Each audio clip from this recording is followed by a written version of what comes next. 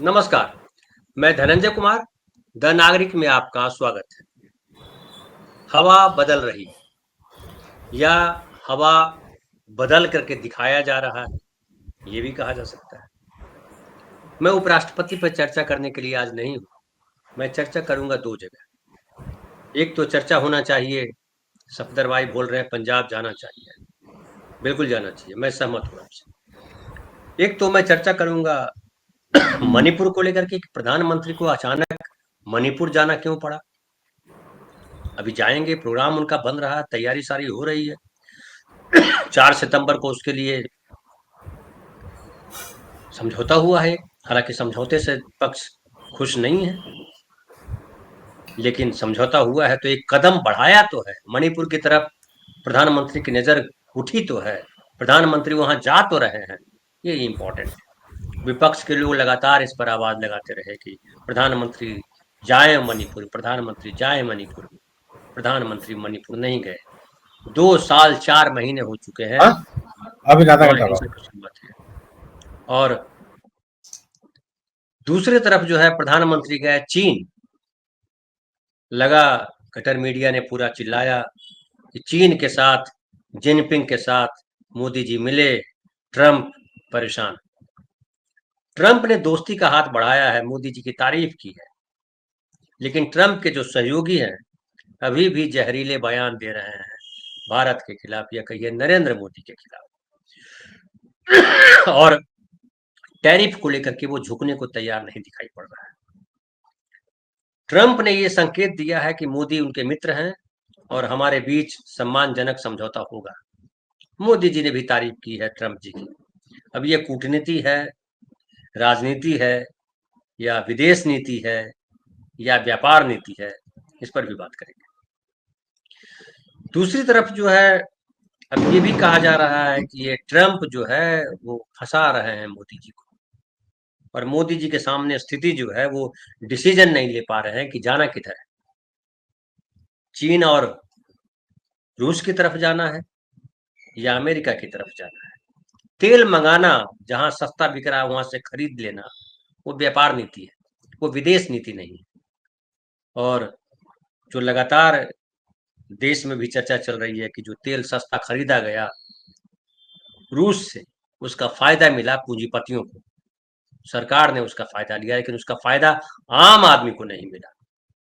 और ये जो टैरिफ का खेल खेला गया है, चाहे वो अमेरिका के द्वारा या जीएसटी में भी जो टैरिफ लगा हुआ था, जीएसटी को जिस तरह से स्लैब उसका कम किया गया है, वो भी एक तरह का लोग खेल बता रहे हैं। मैं सुन रहा था कि सीमेंट का दाम अभी 10 दिन पहले बढ़ाया गया, और सीमेंट का दाम जो है वो कह रहे हैं जीएसटी हमने कम कर दिया है। आप जानते हैं सीमेंट में सबसे बड़े प्लेयर अडानी साहब है। हालांकि अडानी साहब तो हर जगह प्लेयर है, हर तरफ दसों दिशाओं में अडानी साहब है। भगवान दसों दिशाओं में है कि नहीं है वो तो नहीं दिखाई देखा हमने, लेकिन अडानी साहब हर दिशा में है, वो दिखाई पड़ रहा है सब लोगों को। तो एक तरफ वामपंथी हैं जिनसे चिढ़ है, उनके भक्तों को लाल कीड़ा बोलते हैं उनके। दूसरी तरफ उनको अब अमेरिका के बजाय पे उनके उधर की शरण में जाना पड़ रहा है, चीन और रूस की तरफ जाना पड़ रहा है। फिर ये भी लोग कह रहे हैं कि जो नॉन अलाइनमेंट था नेहरू का, वो सबसे बेहतर नीति थी, मोदी जी को उधर जाना पड़ेगा, भारत के सामने कोई रास्ता नहीं है। दोनों में से कोई रास्ता अगर चुनेंगे कि इधर जाए कि उधर जाए तो फंसेंगे। बचने का एक ही रास्ता है, वो नेहरू का रास्ता है। बहरहाल हमारे साथ ढेर सारे साथी जुड़े हैं, आप सब स्क्रीन पर हैं, हमारे साथ कमेंट बॉक्स में हैं। आप सबको नमस्कार। और हमारे साथ देखिए जुड़े हुए हैं सुनील जी। सुनील जी नमस्कार, आपका स्वागत है। सुनील जी वरिष्ठ पत्रकार हैं। हमारे साथ भारत भूषण भाई, भारत भूषण भाई नमस्कार, आपका स्वागत है। भारत भूषण भाई नमस्कार, आपको प्रणाम। प्रफुल्ल भाई नमस्कार आपको भी, और आपका भी स्वागत। मैं पहले आता हूँ सुनील जी आज आपके पास। एक तो ये शुरुआत तो यहीं से लीजिए कि मणिपुर क्यों जा रहे हैं प्रधानमंत्री। अब मणिपुर का ख्याल आने की कोई बिना प्रधानमंत्री कोई अवसर के कहीं जाते नहीं है, कुछ अवसर होना चाहिए। क्या अवसर देख रहे हैं मणिपुर में? और ये जो पासा एक बार फिर से फेंका है ट्रंप ने, उसको क्या कहेंगे आप? धन्यवाद रंजय जी। मणिपुर की यात्रा जो प्रधानमंत्री जी की हो रही है, मेरा अपना मानना है कि वह अपने खिलाफ बन रहे पॉलिटिकल नैरेटिव को थोड़ा कमजोर करना चाहते हैं।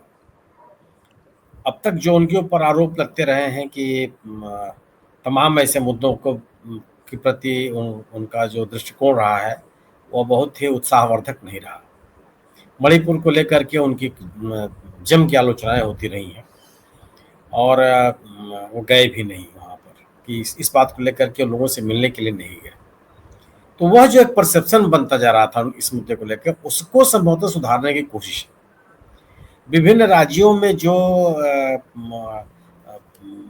एक एक धारणा बनती चली जा रही है कि गवर्नेंस को लेकर के भी बहुत गंभीरता इस सरकार में नहीं है, उसको संभवतः कमजोर करना चाहते हैं, अन्यथा कोई वजह नहीं थी। सरकार ने जो कोशिश की, आप ये भी याद कीजिए कि मैतेई कुकी में जो समझौता कराने की कोशिश की वो भी नहीं सफल हो पाया। केवल मैतेई समुदाय के लोगों के साथ जो एक समझौता होने की बात आई वो केवल मैतेई समुदाय के लोग हैं, और लेकिन सवाल मैतेई के बीच में कोई संघर्ष की स्थिति तो है नहीं। वहां तो ये सवाल है कि कुकी और मैतेई दोनों समुदायों में एक विश्वास की भावना बने। जो राज्य सरकार को लेकर के, वहां के तत्कालीन मुख्यमंत्री को लेकर के जो लोगों के मन में एक विश्वास का माहौल बन गया था, वो दूर हो।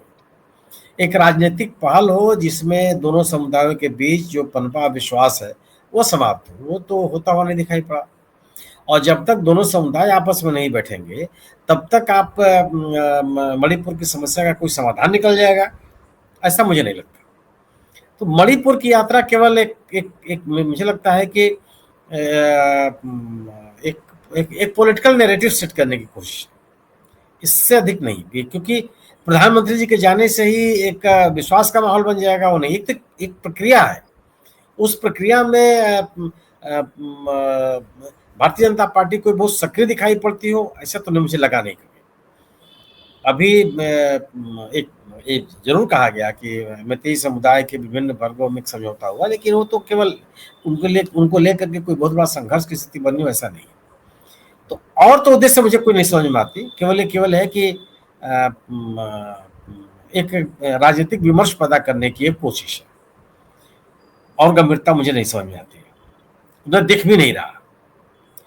अब आपने बात की कि ट्रम्प साहब की बात, देखिए ट्रम्प साहब के बारे में कहा जाता है कि जो अमेरिका के बारे में जो कुछ भी निर्णय लेना होता है वो ट्रम्प साहब अकेले लेते हैं। उनके बारे में बात लगातार कही जाने लगी है कि उनके न तो उनका कोई उनको परामर्श देने वाला है, न कोई उनका सलाहकार है। जो उनके विभिन्न विभागों के मंत्री हैं वो हैं, कोई ऐसा व्यक्ति नहीं है जो उनको बहुत सलाह दे सके। आज का जो उनका बयान है उत्तर भारत को लेकर के और रूस को लेकर के, वह कितना गंभीर है ये बड़ा सवाल है। दरअसल है क्या कि ट्रम्प सरकार में या ट्रम्प सरकार के इर्द गिर्द मेक अमेरिका ग्रेट अगेन वाला जो माहौल है उसके समर्थकों की तादाद बहुत ज्यादा हो गई है। इसीलिए आप कई बार देखेंगे कि ट्रम्प सरकार के मंत्रियों के बीच में ही कई बार आपको उनके विचारों में अंतर नजर आएगा। जैसे आप विदेश मंत्री हैं ट्रम्प सरकार के, उनके बयान आप पढ़ेंगे तो जो भारत के बारे में ट्रम्प सरकार का निर्णय है उसको लेकर के बहुत सहमत नहीं दिखाई पड़ते। उनका ये कहना है कि जो जिस तरह के निर्णय भारत को लेकर के हो रहे हैं बहुत उचित नहीं है। वहीं उनके वाणिज्य मंत्री का आप बयान पढ़ेंगे तो एकदम अलग है। उनके जो व्यापार सलाहकार हैं नवारे साहब या क्या उनका नाम है, उनका बयान पढ़ेंगे तो एकदम वो भारत के खिलाफ बात करते हैं। तो एक अलग स्थिति, इसीलिए स्थिति है कि कोई भी व्यक्ति या कोई भी समूह, सिविल सोसाइटी भी ट्रम्प को लेकर के बहुत आसान्वित नहीं है। तो यह बयान कोई उत्साहवर्धक बयान है ऐसा मैं नहीं मानता। इस तरह के बयानों से विदेश नीति तय होती हो ऐसा मैंने देखा नहीं है कभी। इस तरह के बयानों से बिगड़ते हुए संबंध सुधर जाते हों ऐसा भी कभी अतीत में नहीं दिखाई पड़ा। यह जरूर है कि भारत से को एकदम अलग थलग कर देना वह अमेरिका के राष्ट्रीय हितों के अनुकूल नहीं है। भारत और अमेरिका के संबंधों जो संबंध पिछले दिनों मतलब यहाँ तक कि बाइडेन सरकार तक जो दिखाई पड़ा, उसके लिए बहुत प्रयास किए गए भारत की तरफ से भी और अमेरिका की तरफ से भी। ये कोई ऐसा नहीं था कि केवल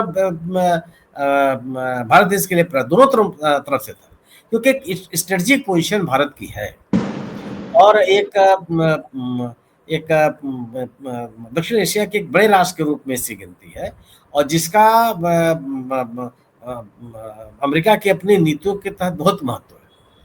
वह भारत पाकिस्तान भारत का विकल्प नहीं हो सकता, किसी भी तरह से नहीं हो सकता, ये अमेरिका को भी पता। लेकिन अब ट्रम्प साहब जो ले रहे हैं, जो निर्णय ले रहे हैं, आज तो कहा जाने लगा है ना कि पाकिस्तान अमेरिका में जो कुछ भी निर्णय होता है केवल ट्रम्प साहब लेते हैं, केवल एक व्यक्ति ही हैं जो नीति नियंता हो गए हैं या निर्णय लेने वाले हो गए हैं। हमारे यहाँ भी कहीं भी सही बात कही जाती है कि जो हमारे यहाँ निर्णय होते हैं वो प्रधानमंत्री जी लेते हैं, लेकिन कम से कम यह है कि उनके निर्णयों को कैबिनेट में कोई विरोध की बात नहीं करता। कैबिनेट में एक स्वर से लोग बोलते हैं, सहमत है असहमत, वो अलग अलग राय लोग दे देंगे, लेकिन निर्णय हो जाने के बाद कोई उस पर टिक्का टिप्पणी नहीं करता।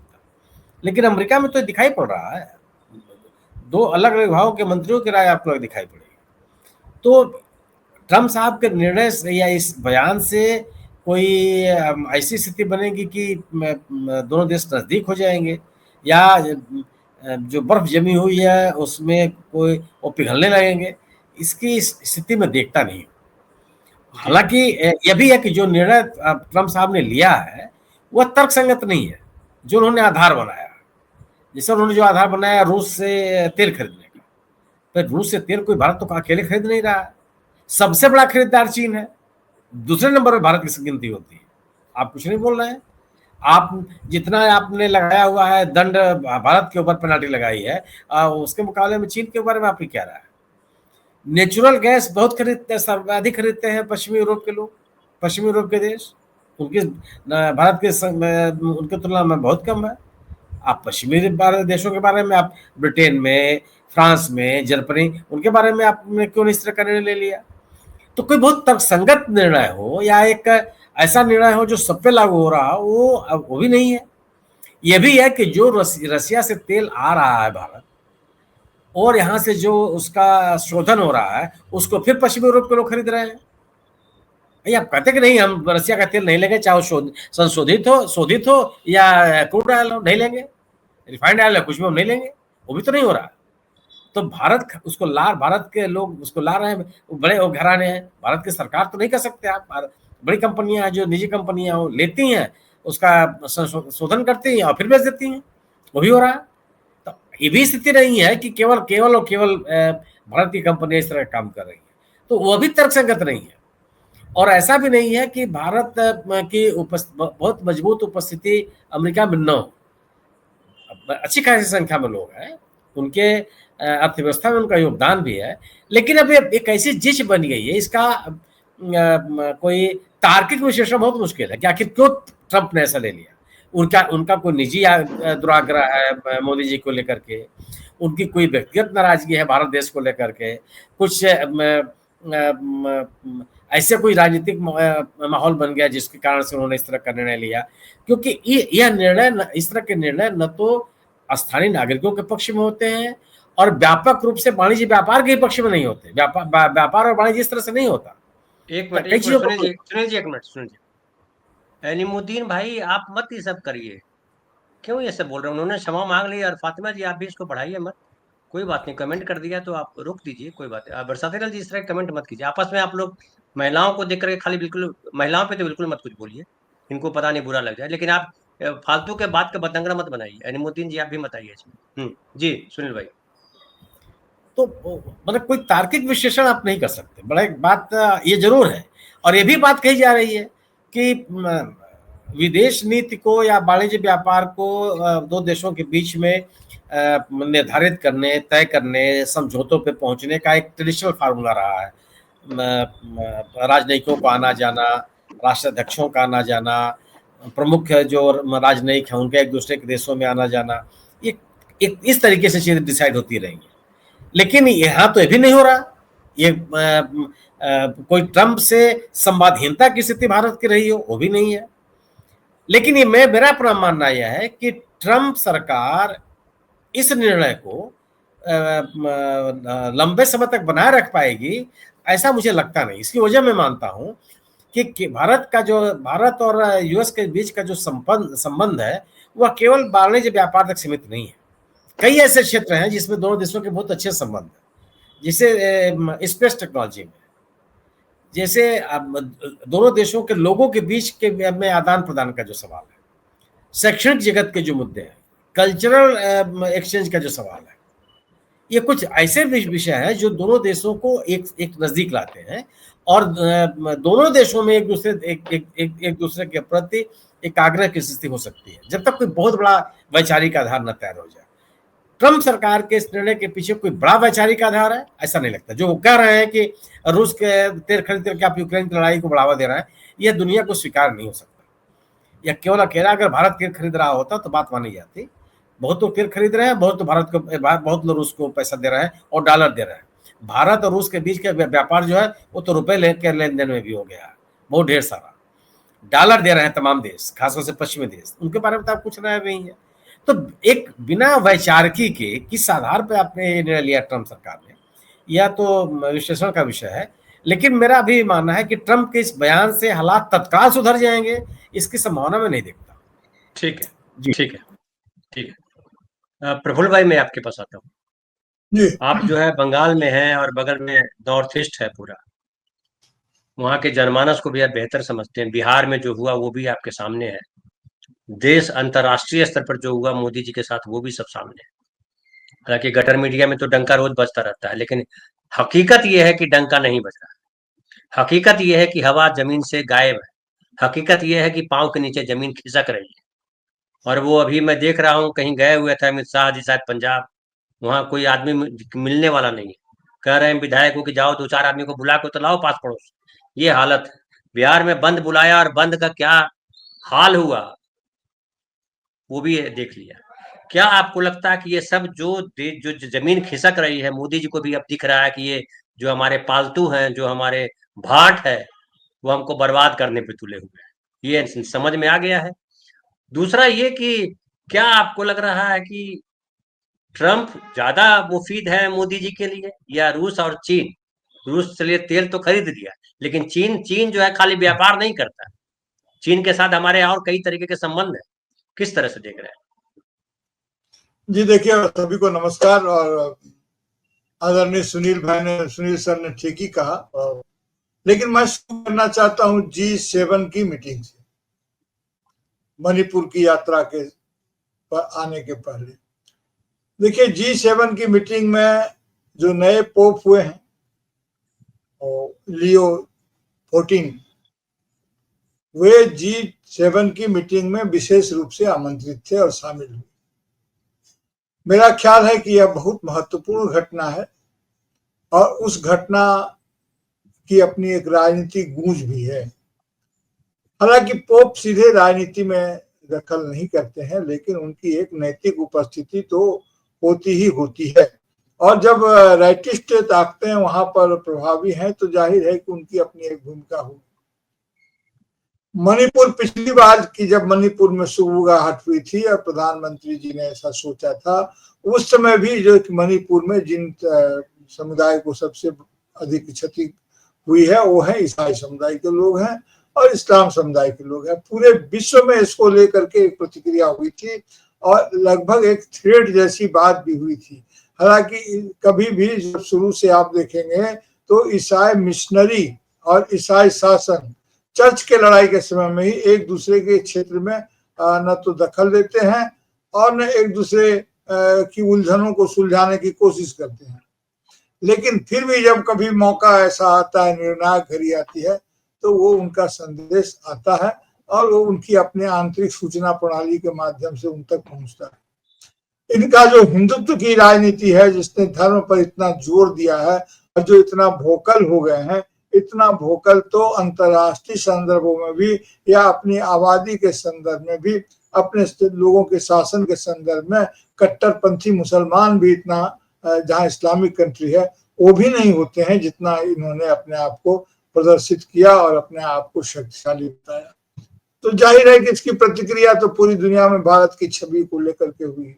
अब मोदी जी क्या चाहते हैं, आपने जो कहा, देखिए ये शासन शैली ये चाहते हैं जिनपिंग की तरह या पुतिन जी की तरह, जहां कोई चुनौती नहीं हो, और ताकत और नैतिकता चाहते हैं ट्रंप की तरह। तो ये जो इनकी हाइब्रिड चाहत है, इसके मर्म से ही इनकी सारी समस्याओं को हम देखने समझने की शुरुआत कर सकते हैं। चाहते हैं कि हमको समर्थन मिले, शैली हो हमारी जिनपिंग की तरह और जो है सो हमारे पुतिन की तरह, लेकिन हमको उदार माना जाए अमेरिकन लोकतंत्र की तरह, रोनाल्ड रीगन या फिर ट्रंप है तो उनकी नाम लेता हूं, उनकी तरह। तो ये जो हाइब्रिड कंसेप्ट है इनका, ये इनको बहुत भरमाता है। अब देखिए कि एक क्या तरफ है, एक तरफ तो IMEEC जो था, India middle east Europe corridor, उसमें जब इनकी एक्सेस बनने की बात हुई तो ट्रंप ये चाहते थे कि उसमें ये आए और इसमें शामिल हो, और इसके लिए जो इन्होंने इनको दिया एक्सेस, तो क्या लेना चाहा, वो भारत से क्या चाहते हैं, वो भारत से चाहते हैं स्वायत्तता, जिसे रणनीतिक स्वायत्तता, स्ट्रेटेजिक ऑटोनॉमी की बात ये विदेश नीति में करते हैं। वो किसी भी हाल में भारत की ऑटोनॉमी को ट्रंप बर्दाश्त नहीं करना चाहते हैं। कहते हैं कि तुम बहुत सारा सामान यहाँ पर निर्यात करते हो, अपनी ऑटोनॉमी भी पैकेज करके उसको निर्यात करो, हम तुम्हारी ऑटोनॉमी का रक्षा करेंगे। जिस तरह से चीन ने कहा था पाकिस्तान को कि इनकी संप्रभुता हमारी गारंटी है, तो अब भारत की संप्रभुता पर बार बार ये आक्रमण कर रहे हैं। अरे खुलकर कह देना कि भारत की संप्रभुता अमेरिका की गारंटी है। ये संप्रभुताओं की लड़ाई है। अभी देखिए यूक्रेन के मामले में क्या हुआ, ये कहते हैं कि मोदी वार है, यूक्रेन जो है उसमें मोदी वार उसका वो नाम देते हैं। अब यूक्रेन में शांति समझौता की स्थिति ये है कि यूरोप के 26 देश इस प्रस्ताव के हैं, और अमेरिकन नेतृत्व में के भी अमेरिकन ने डिस्टर्ब करता है, तो वे जाकर के वहां पर यूक्रेन की सुरक्षा के लिए वहां जाएंगे। अब रूस ने अपनी असहमति जाहिर कर दी है और यह भी चेता दिया है कि यूरोप पर खतरा मंडरा रहा है।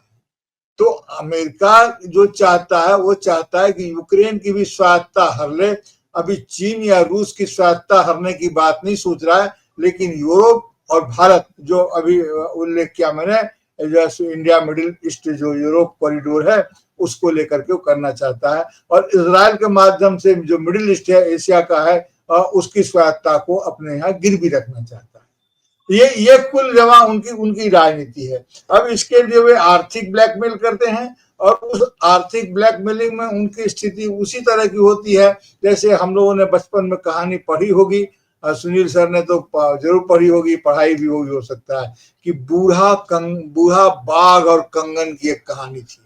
एक बूढ़ा बाघ था, जब वो शिकार नहीं कर पाता उसके पास एक चमकता हुआ कंगन था, तो जो यात्री गुजरते थे अकेला देख करके उनको बुलाता था कि देखो ये कंगन मैं तुम्हें देना चाहता हूं, तुम मेरे पास आओ, ये कंगन ले जाओ। क्या कि बाघ शिकार नहीं करना चाहता था या करने की शक्ति खो दिया था। जब लोभ लालच में लोग फंसते थे और कंगन की हसरत लिए वहां तक पहुंचते थे, तो उनको कहता था कि तुम हमको एक किस करने दो, कान में एक मंत्र देता हूं उस कंगन के, और फिर उसे खा जाता था और कंगनवा अपने पास ही रख लेता था। तो एक कंगन से वो कई लोगों का शिकार करता था। उसी प्रकार ट्रंप महोदय बाघ और वो बूढ़ा बाघ और कंगन की कहानी की याद दिला रहे हैं और आर्थिक ब्लैकमेलिंग की स्थिति में लगे हुए हैं। ये डिप्लोमेटिक शैली नहीं है उनका। जो व्यापारिक जो सर जिसकी चर्चा कर रहे थे, पीटर नोवाक, क्या उनका नाम है, व्यापारिक जो दिनेश शुक्ला सर चर्चा कर रहे थे, तो नोवा ने क्या वो पीटर जो उनका व्यापारिक कारोबार देखते हैं, तो उन्होंने जिस ढंग से कहा है और उसका असर यही होता है कि बहुत जल्दी कोई असर होने वाला नहीं है। ट्रंप साहब जो कह रहे हैं, ये दोनों अपने ये कहते हैं कि भारत जो है सो भारत और अमेरिका का रिश्ता इतनी अच्छा कभी नहीं रहा। ये कहते हैं कि वो महान देश है, ट्रंप महान नेता है, ये भी ये कह रहे हैं। तो दोनों अहो रूपम अहो ध्वनि, दोनों एक दूसरे का फुजला रहे हैं, दोनों एक दूसरे को चारा दे रहे हैं। लेकिन ये हमेशा देखिए कि दोस्ती हमेशा इक्वल लोगों में होती है, और जो इनइक्वल लोग हैं, जो असमान लोग हैं, उनके बीच में जो बातें होती है वो दास्ता की ही बात होती है और प्रभुता की ही बात होती है। हम अपनी इकोनॉमी को लेकर के हम अगर सतर्क नहीं रहेंगे, हम अपने यदि आत्मनिर्भरता की तलाश में खत्म होकर बंद करके अगर हम शरणागति की तलाश में जाएंगे तो कभी चीन के पास जाएंगे, कभी इनके पास जाएंगे, और ये खोजेंगे कि कौन वफादार है। अरे इस जमाने में वफा की उम्मीद उनसे कर रहे हैं गालिब, जो नहीं जानते कि वफा क्या है। ये वफा का नहीं, मुनाफा का युग है सर, मुनाफा का, वफा का नहीं। वफा का किसको कहते हैं? तो जाहिर है कि ये इस तरह की बात कर रहे हैं। अब इसमें हमारा जो कॉस्टिकल्स है, इलेक्ट्रॉनिक्स है, ज्वेलरी है, इसको हम कहाँ फार्माटिकल्स तो मान लिए कि देश में खपत हो भी जाएगा, लेकिन जो हमारा इलेक्ट्रॉनिक्स की इतनी बड़ी मात्रा है, जो खास करके ज्वेलरी, ये हम कहाँ खपाएंगे, कहाँ इतना सरप्लस पैसा है जो आएगा।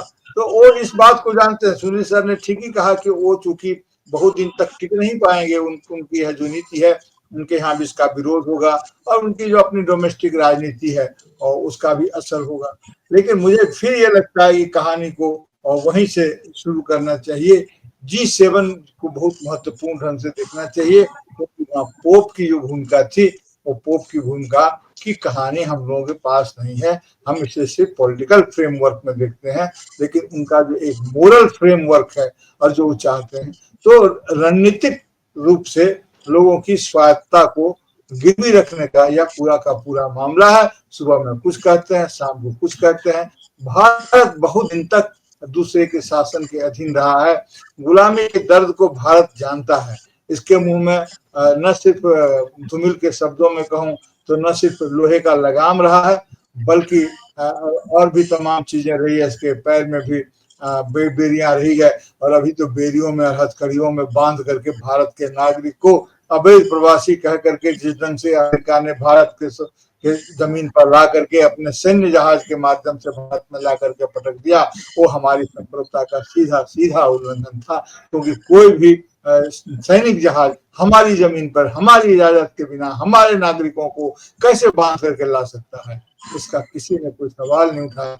वे हो सकता है कि अमेरिका में उनकी उपस्थिति अवैध रही हो, लेकिन भारत में उनकी उपस्थिति, भारत की सीमा आते ही वे एक वैध नागरिक थे जिसकी मर्यादा की रक्षा नहीं की। और इनका इरादा तो रक्षा क्या करेंगे, ये तो अपने देश के लोगों को ही घुसपैठिया बता रहे हैं। बिहार में पता नहीं कहां कहां से एक भी बाहर का घुसपैठिया तो नहीं निकला। 65 लाख लोगों का जो नाम निकाला, हो सकता है बिहार के लोगों को ही बिहार में घुसपैठिया बताया गया है, और ये इस बात को कह नहीं रहे, आज नहीं कह रहे, कल। तो ऐसी वैश्विक परिस्थिति में हम ट्रंप को लेकर के क्या खुशी मनाएं कि ये उनकी दोस्ती हो गई, सुलह हो गई। आप तो फिल्मी दुनिया के आदमी हैं। 60 के दशक में आपने ट्रायंगल देखा है, ट्रायंगल ब्लॉक बनता था, प्रेमी प्रेमिका और फिर उसमें एक विलन, और दोनों जो है विलन हीरो को चमकाता था और विलेन के बल पर हीरो की कहानी आगे बढ़ती थी। तो इस कहानी का मतलब ये है कि इसमें जो दोनों ही, अभी जो कहानी का मॉडल जो बाद में आया था कि या विलन है या चाहे हीरो हो, दोनों ही कॉमेडी करते करते जोकर हो जाते हैं, जोकर। ठीक तो है, ये जोकर तो आप जानते हैं कि जोकर क्या होता है। जी, लेकिन जोकर मेरा भाई, नाम जोकर जोकर हो जाता है, बिल्कुल सही। ट्रंप ने कहा कि मोदी एक अच्छे पीएम हैं, लेकिन मुझे इस समय उनके कुछ काम पसंद नहीं आ रहे हैं। फिर भी भारत और अमेरिका का रिश्ता बहुत खास है, चिंता की कोई बात नहीं है, हम अच्छे दोस्त हैं। हालांकि उनके बाद उनका भी बयान आया, जो अमेरिका के पूर्व एनएसए हैं जॉन बोल्टन, उन्होंने कहा कि ट्रंप अमेरिकी विदेश नीति को अपना निजी दोस्ती के चश्मे से देखते हैं ट्रंप, लेकिन अगर उनकी किसी भी नेता, उदाहरण के लिए व्लादिमीर पुतिन से अच्छी दोस्ती है, तो वे ये मानते हैं कि अमेरिका का उस देश से भी अच्छा रिश्ता है, लेकिन ऐसा नहीं होता। और यही अंतर्विरोध ट्रंप को घुमा रहा है। मैं आता हूं भारत भाई आपके पास, और एक ये भी चक्कर है कि ट्रंप ने जो किया है, जो टैरिफ लागू किया है, उसको अदालत से, सुप्रीम कोर्ट से उसको सहमति मिल जाए, ये संभव होता नहीं दिखाई पड़ रहा। तो ये भी है कि सुप्रीम कोर्ट जो है, अदालतें वहाँ की जो है, जो पहले अदालतें हैं, वो तो रिएक्ट कर चुकी हैं और वो खारिज कर चुकी हैं कि आप गलत काम कर रहे हो। सुप्रीम कोर्ट क्या करती है इस पर भी नजर है उनकी, इसलिए चीजें हैं। प्लस भारत अगर दूसरे खेमे में जाता है, जो क्या कहेंगे भारत भाई, एक तो आप ट्रम्प को किस तरीके से देख रहे हैं, दूसरी बात यह है कि विश्वसनीय तो चीन भी नहीं है, और चीन और रूस जो आज है वो पुराना वाला सोवियत संघ है नहीं। तो भारत के सामने ये दिक्कत तो है कि किस पर भरोसा करे। लेकिन मोदी जी ने जिस तरह का माहौल बनाया है देश के भीतर और देश के बाहर, उन पे भरोसा करना भी लोगों को आसान नहीं है। और शुद्ध तौर पे बिजनेस दिखाई पड़ रहा है जो इन्होंने रूस के साथ भी अपनाया। क्या इधर अगर आते हैं चीन की तरफ, रूस की तरफ, तो कहीं राहत है, या फिर वो झुक जाते हैं अगर अमेरिका की तरफ, तो अमेरिका क्या स्वीकार कर लेगा? तीसरा ये कि क्या जो नॉन अलाइनमेंट है, जो नहीं इनको पसंद आ रहा है, नेहरू की नीति इनके विचारधारा को नहीं पसंद आती है, क्या रास्ता आप देख पा रहे हैं मोदी जी के लिए? धनंजय जी, अभी मुरली मनोहर जोशी ने अपने किसी बैठक में जो विचार व्यक्त किए हैं, अमर्त्य सेन की तारीफ की है और अमर्त्य सेन को कोट करते हुए जो कहा है, अगर मैं वहां से बात शुरू करूं तो आज आरएसएस पूरी दुविधा में है। मैं भाजपा का जिक्र नहीं करता क्योंकि भाजपा को आरएसएस चला रहा, पूरी तरह दुविधा में फंस चुके हैं कि हम इधर जाए कुआ तो इधर जाए तो खाई। कुआ खाई किस लिए कि अमेरिका से हमारा एक्सपोर्ट ज्यादा है, इंपोर्ट कम है। चाइना से हमारा इंपोर्ट ज्यादा है, एक्सपोर्ट बहुत कम है। टेक्निक में लगभग दोनों बराबर है, लेकिन रेल पदार्थ में चाइना हम पर हावी है, तो हम पर क्या पूरी दुनिया पर हावी है। तो विदेश नीति का जहां तक सवाल है कि विदेश नीति का हमने कचूमर निकाल के रखा, इसलिए कि हमारे सामने ट्रम्प भी ईगोइस्ट नेता फंस गए हैं, इधर मोदी जी भी ईगोइस्ट नेता। अपने जो पर्सनल खुंदके हैं उन्होंने उसको विदेश नीति के रूप में उसका बदला ले। ट्रम्प अपने आप को बहुत कह चुके हैं कई बार कि मैं तो व्यक्तिगत पसंद नापसंद के ऊपर राजनीति करूंगा, और मोदी जी हमारे जहां भी जाते हैं वो डंका पिटवाने के लिए चक्कर में रहते हैं, प्रचार, फेंकना, बोलना। धनंजय जी, राजनीति में कहीं भी जो जिम्मेदार राजनीतिक होते हैं वो कोई ज्यादा बोलते नहीं है, और विदेश नीति, खासतौर से विदेश नीति में तो ज्यादा बोलने वाला फंसता। वो कहावत है हमारे यहाँ, जो बोले वही कुंडी खोले। इसका मतलब ये है कि घर के अंदर बैठे हो और बाहर कुंडी बज रही हो और कोई आदमी बोल दे धनंजय जी अरे कौन, तो मैं कहूंगा धनंजय जी आप ही खोल दीजिए कुंडी, जाके बाहर से कोई मेहमान आया। यानी जो बोलेगा वही फंसे। अभी आप ये देखिए कि आपने वो विक्ट्री परेड देखी शी जिनपिंग की, आप शरीर विज्ञान को पढ़िए, आप चेहरे पर भाव सुनिए, आप उसके भाव को पढ़ नहीं सकते कि क्या भाव थे उसके अंदर। नाम विक्ट्री परेड था, लेकिन विक्ट्री होने का जरा भी उन्होंने दिखावा नहीं किया। इसी तरह से जब आप विदेश नीति में आप ईगो, पर्सनल इशू बना लेंगे तो विदेश नीति आपकी फेल होगी। तीसरी बात जो अभी प्रफुल्ल जी ने कहा कि कंगन, बूढ़े शेर का कंगन और बराबरी का रिश्ता, ये दोनों मिसालें इसलिए कही गई हैं कि WTO बूढ़ा शेर हो चुका है, बूढ़ा शेर है WTO। इसीलिए ट्रम्प साहब व्यक्तिगत तरीके से एक एक को बुला करके शिकार कर रहे हैं, कंगन दिखा रहे हैं, कंगन देंगे नहीं, और जब कंगन देंगे नहीं तो शिकार करते रहेंगे। सबसे अलग अलग समझौते कर रहे हैं, यूरोप से अलग कर रहे हैं, इंग्लैंड से अलग कर रहे हैं, वियतनाम से अलग कर रहे हैं, भारत से अलग कर रहे हैं।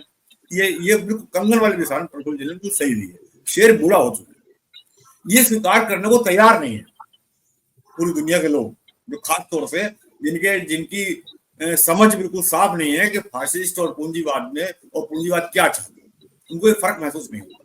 वो घरेलू राजनीति से गड़बड़ होके या तो प्रभाव घरेलू राजनीति के ऊपर हावी हो जाती है या राष्ट्र विदेश नीति हावी हो जाती है। वो तय नहीं कर पाते हमें करना है।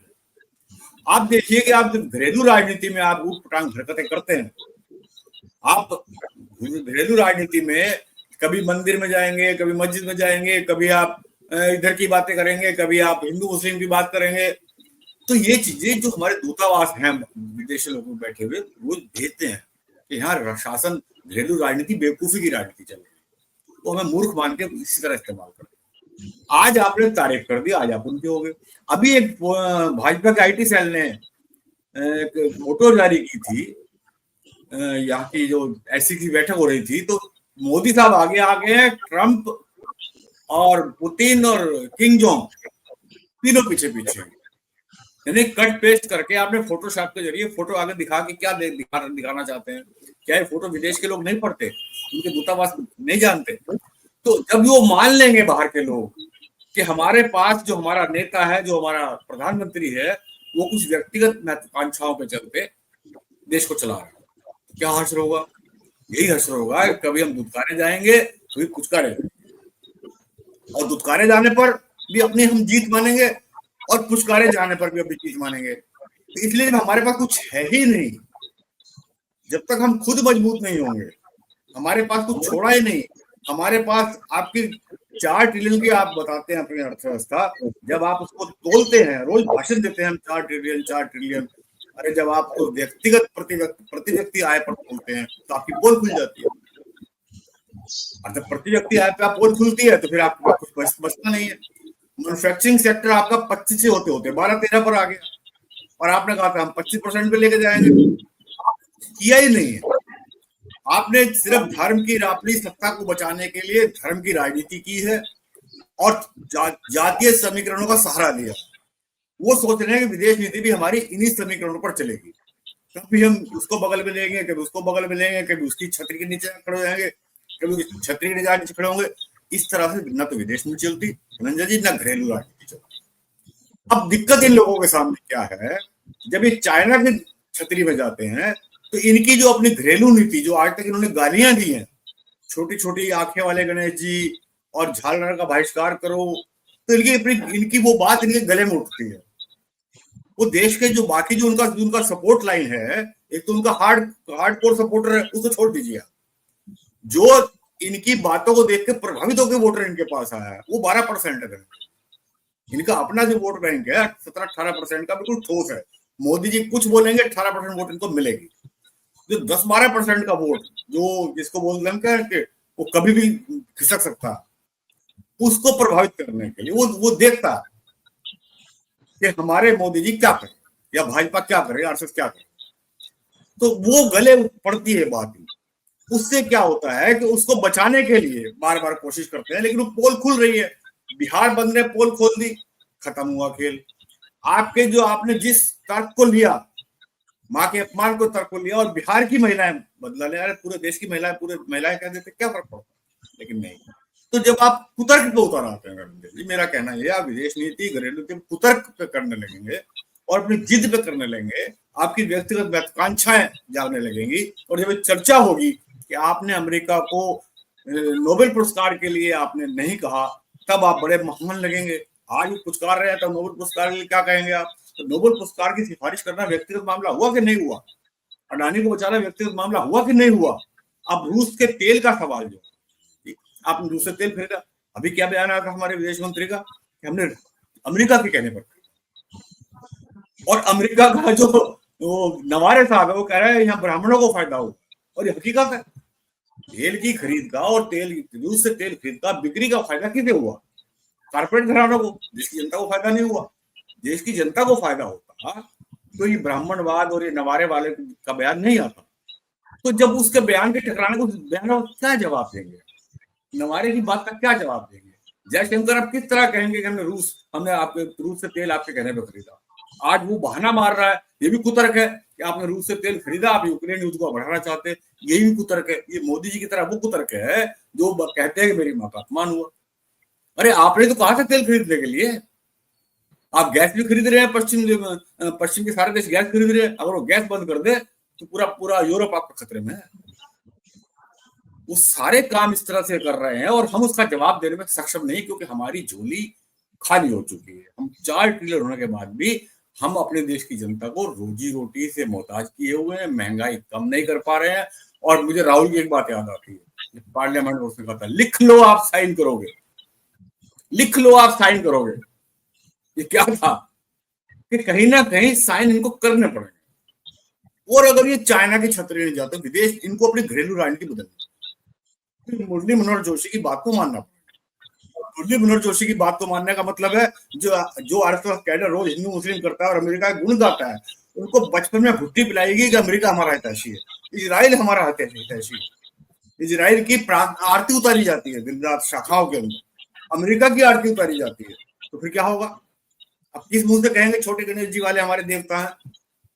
तो ये खुद अपने मुंह बड़बोलेपन में फंसे हुए, और अपना इनका जो बड़बोलापन है वो हमारे को नुकसान करे तो करे। मुझे दुख इस बात का है कि इनका बड़बोलापन हमारे देश को नुकसान करे। उसके शिकार आप भी हो सकते हैं, मैं भी हो सकता हूँ, तो देश की पूरी जनता हो सकती है। इसलिए बड़बोलापन विदेश नीति में नहीं चलता, बहुत सोच समझ के चलना होता है, विपक्ष को भी साथ लेकर चलना होता है। विदेश नीति घरेलू राजनीति में आप मत लीजिए विपक्ष के साथ, लेकिन विदेश नीति में विपक्ष को साथ लेकर भी चलना बहुत जरूरी है। उसको विश्वास में लिए बिना आप अपनी विदेश नीति को कामयाब नहीं कर सकते। लेकिन ये ठीक है, उसकी बात है, तो इस तरह से काम नहीं चलेगा, आपको विपक्ष को भी साथ लेना पड़ेगा विदेश नीति के मामले में खासकर। जी ठीक है सुरेंद्र भाई साहब, मोदी जी को कब सीरियस देखे आप कि वो जो है विदेश नीति तो बहुत ऊंची चीज है, देश नीति उनकी क्या है? ये तो कोई भी टपोरी भी जो है बोलता है कि जो है इसको भगा दो, उसको मारो, उसको कूट दो, उसको छीन लो, उसको झपट लो। गंभीर मैंने कभी देखा नहीं किसी बयान पे उनको गंभीर। मुझे सब लोग बड़ी तारीफ करते हैं क्या मोदी जी भाषण देते हैं, मुझे कभी नहीं लगा कि मोदी जी भाषण दे रहे हैं। मुझे लगा कि वो जो है गप कर रहे हैं, गप्पी प्रधानमंत्री के तौर पे मोदी जी दिखाई पड़े मुझे हमेशा। अब तो खैर चीजें सबको दिखाई पड़ रही है, अब सब चीजें बिखर गई हैं, तो आप सब लोग कह सकते हैं कि हाँ प्रधानमंत्री की देश नीति गड़बड़ है, फलाना नीति। उनके पास नीति है क्या सुरेंद्र भाई साहब? धनंजय जी, ये तो हम लोगों की मूर्खता थी कि हम उनको सीरियसली ले रहे थे। उनका जो भी वो कर्तव्य दिखा रहे थे, आज भी दिखा रहे हैं, तो पहले दिन से आदमी समझ जाना चाहिए कि भाई आदमी मतलब कलाकार है। बाबा रामदेव का बयान और मोदी जी का बयान, दोनों में मुझे कोई अंतर नहीं दिखाई पड़ा कभी। और दोनों एक नंबर के लफाज है। और जैसे बाबा रामदेव कह रहे थे कि चल भाई नहीं बोलूंगा तो क्या मेरी पूछ काढ़ लेगा, वही भाषा इनकी भी है, उसमें कोई बहुत अंतर नहीं है। देखिए अभी जो मूल विषय है कि इनको ट्रम्प साहब फिर पुचकार रहे हैं आजाद, तो मुझे पंचतंत्र की एक कहानी याद आ गई छोटी सी, और उसको और शॉर्ट करके सुना देंगे वरना कहानी लंबी है। तो शेर भूखा था और उसने शिकार के लिए लोमड़ी किसी तरह एक गधे को फंसा के ले आई और उससे कहा कि महाराज तुमसे बातचीत करना चाहते थे, तुमको बुलाया। बेचारा गधा अक्सर फंस जाता है, ढेर सारे किस्से गधों के। हाँ, तो वो गया तो भाई शेर तो भूखा था, एकदम से झपटा तो गधा भाग लिया। तो लोमड़ी ने कहा कि देखिए अब तो कोई और महाराज बचा नहीं, वही एक था, और अब आपने जल्दबाजी कर दी। तो शेर ने कहा कि नहीं, लोमड़ी ने कहा कि तुम जाओ उससे कहो कि तुमको झपट के खाना नहीं चाहते थे, तुमको तुम्हारा राज तिलक करना चाहते थे, इसलिए गले लगा रहे थे। और फिर वो आया और खा गया फिर उसको। ये उस कहानी हमने शॉर्ट में कह दी। वही मोदी जी को लगा, वो ट्रम्प साहब को लगा कि यार ये तो उधर चला गया, तो उन्होंने कहा कि अरे भाई हम तो तुम्हारे बड़े दोस्त तो हमेशा रहेंगे। मोदी जी ने मूंछों पर ताव फेरा, देखो हम तो पहले ही कह रहे थे, आ गया ट्रम्प असलियत पर। अभी तो डर के बारे कुछ कह नहीं पा रहे हैं। और मोदी जी की हालत ट्रम्प ने इस तरह बना दी है कि वो चीन के पास जाते हैं तो फिर ट्रम्प के पास आ जाते हैं। पुतिन कह देते हैं कि हमारी कार में कोई बात ही नहीं हुई। वो अंग्रेजी समझते थे, नाम बोलते थे। इससे ये लगता है कि मोदी जी के बारे में यही हम कह सकते हैं, न खुदा ही मिला न विशाले सनम, सुरेंद्र न भाई इधर साहब के रहे। बड़ा अच्छा लिखा है, राकेश भाई ने टिप्पणी उठाई है, मुझे लगता है कि उनकी किताब से है। क्या नाम है अपने महिलांचल मैं विश्वनाथ रेणु से, कि कभी कभी मैं जादू हो मैं जाता पढ़े दे रहा हूँ, है। जी मैं उसको पढ़े दे रहा हूँ। कभी कभी जादू हो जाता है दुनिया में, दुनिया भर के गुण दिखते हैं अवगुणियों में। ये अवगुणीय 4 बड़े सरताज हो गए, इनके नौकर चील गरुड़ और बाज हो गए, बहुत रे बस 4 कौवे थे काले। या भवानी मुझे प्रसाद लगता है मिश्र कविता है उनकी। भवानी प्रसाद मिश्र की कविता है। अच्छा हाँ ठीक है। राजेश भाई लिख दिया कीजिए, हम सब पढ़े हुए नहीं है। जी तो इससे इससे इससे लगता है कि जो आपके इस दर्शक मंडली है वो हम सबसे ज्यादा पढ़ी लिखी, अच्छे अच्छे उदाहरण ले आती है। हमको जी नहीं मालूम था कि भवानी प्रसाद नहीं, मिश्रा का है। सुरेंद्र भाई साहब देखिए, ये जो राइट साइड जो मैं जी इतना ध्यान देता हूँ, उसकी आज से नहीं दे रहा, मतलब 2.5 साल हो गए, लगभग 2 साल से ऊपर हो गए। 2 साल से मैंने यही एक काम किया है कि हमारे राइट साइड जो आउटसाइड पैनलिस्ट, इसलिए उनका नाम दिया संजीव भाई ने कि आउटसाइड वही हाँ पैनलिस्ट है। वो जब लिखते हैं तो मैं उसी पे ध्यान मेरी रहती है, इसलिए कई दफा मैं गलत लिखते हैं तो ब्लॉक कर देता हूँ, गलिया के भगा देता हूँ। उसकी वजह है कि मैं चाहता हूँ कि हम सीरियस बात करें, सही बात करें। कोई जरूरी नहीं हम सब कुछ जाने, कोई सब नहीं जानता। हर किसी के पास थोड़ा बहुत ज्यादा थोड़ा कम, सर्वज्ञ तो कोई नहीं है दुनिया। जी तो अभी मैं कह रहा अब देखिए उसको सारी स्थितियों का अर्थस्थिति का क्या हाल है। जैसे जीएसटी की बड़ी चर्चा हो रही है, अब ये भी खबर आ गई कि जो तमाम कंपनियां बिस्कुट बिस्कुट वाली हैं वो कह रहे हैं कि हम ये 5 रुपए 10 रुपए 20 रुपए के बिस्कुट वाले में कोई जीएसटी कम नहीं करेंगे, हम उतने पैसे का माल अधिक दे देंगे। मतलब 50 ग्राम दे रहे होंगे तो 55 ग्राम दे देंगे। ये वायलेशन के सारे तरीके ढूंढ लिए गए। जो जोमेटो और स्विगी उन्होंने तो ओपनली पहले ही 1 हफ्ता पहले ही उतने पैसे बढ़ा दिए जितने उनको जीएसटी में और देने पड़ेंगे। इससे लगता सीमेंट है में भी ये कहा जा रहा है, सीमेंट में भी ये कहा जा रहा है कि पहले पैसे बढ़ा दिए 10 दिन पहले। हाँ, इससे इससे मुझे लगता है कि जो जीएसटी काउंसिल में निर्णय होना था वो व्यापारियों को लीक किया गया, वो व्यापारियों को पता था। और मुझे याद है कि एक जमाना ऐसा होता था जब बहुत टाइट नहीं रहते लोग, तो जो बजट बनता था तो एक दिन पहले मार्केट पता चल जाता था कि इस बाजार में किस आइटम पर पैसा बढ़ने वाला, उसकी लोग होर्डिंग कर लेते थे। तो ये जीएसटी जिस ढंग से काट इन लोगों ने ढूंढ ली है, उससे लगता है कि खबर लीक हुई। और अगर ऐसा हुआ तो ये काफी कष्टप्रद बात है। वैसे तो जीएसटी 4 हो चाहे 2 स्लैब हो, एक 40% और लगा दिया कि साहब वो जो कुछ सामान है उन पर हम 40% लगा देंगे। जबकि जीएसटी जब बनी थी तो उसका उद्देश्य था कि देश में सिर्फ एक टैक्स होगा। तो जब बना तभी 4 ढंग के टैक्स कर दिए और पेट्रोल को सबसे अलग कर दिया कि जहां सरकार को लूटने खाटने का मामला है वो उनको प्रेरोगेटिव रहेगा, और बाकी जनता के लिए है कि 2% दे दो, 5% दे दो, 8% दे दो। हमारी आर्थिक स्थिति काफी खराब है, लेकिन अभी जीएसटी जो घटाए गए उससे ये दीपावली तो निपटा देंगे।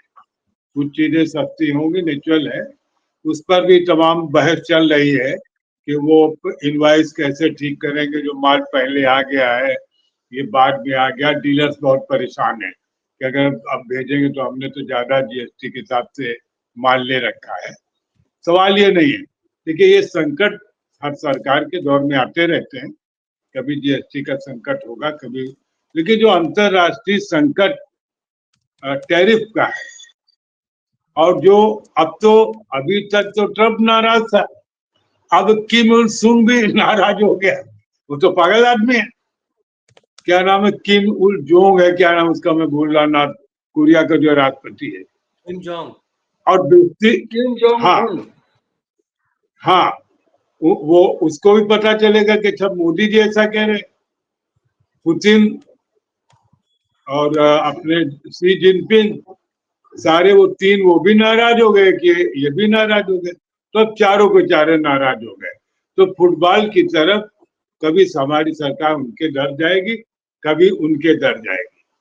और यही होता है कि जब हम कोई दृढ़ निश्चय न कर पाए और जब हम ये न तय कर पाए कि हमें क्या करना है, अगर हम दूसरों के दबाव में आकर के, अभी एक चर्चा की अपने भारत भूषण जी ने, ये कभी कभी हमको टॉपिक दे देते, मैं यहीं से बात खत्म करता हूँ।